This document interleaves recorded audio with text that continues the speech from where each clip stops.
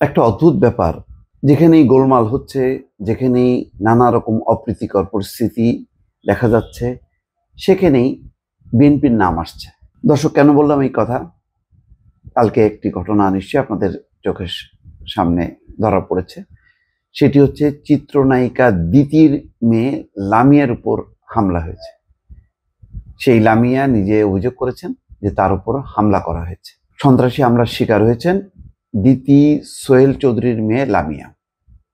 এখানে দেখলাম আজকে প্রথম আলো একটা রিপোর্ট করছে যে এই হামলার ঘটনা যেভাবে জানা গেল, এই ঘটনা যেটা প্রকাশ পেল, কি প্রকাশ পেল সেটা হচ্ছে নারায়ণগঞ্জের সোনারগাঁয়ে আত্মীয়ের সঙ্গে জমি সংক্রান্ত বিরোধের জেরে হামলার শিকার হয়েছেন চিত্রনায়িকা পারভিন সুলতানা দিতির কন্যা লামিয়া চৌধুরী।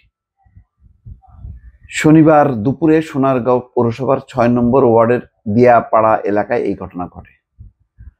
ঘটনার সময় লামিয়া চৌধুরী সামাজিক যোগাযোগ মাধ্যম ফেসবুকে লাইভ করেন। সেই লাইভে লামিয়ার গাড়ি ভাঙচুর করতে দেখা যায়।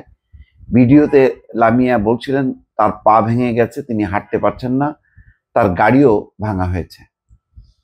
তবে লামিয়ার প্রয়াত ছোট মামার স্ত্রী লায়লা লুৎফুন্নাহার প্রীতি পাল্টা অভিযোগ করেছেন।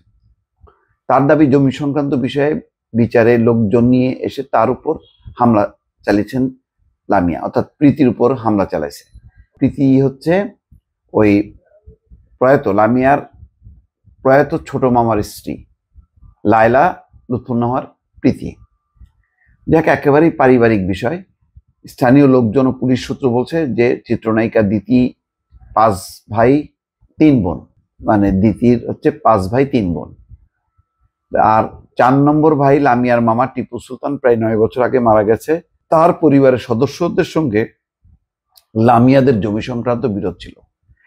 এই নিয়ে আদালতে একটা মামলাও চলমান। ঘটনা দুজন প্রত্যক্ষদর্শীও বলছেন যে শনিবার লামিয়ার নানা বাড়িতে জমি নিয়ে বিচার সালিশ বসানো হয়।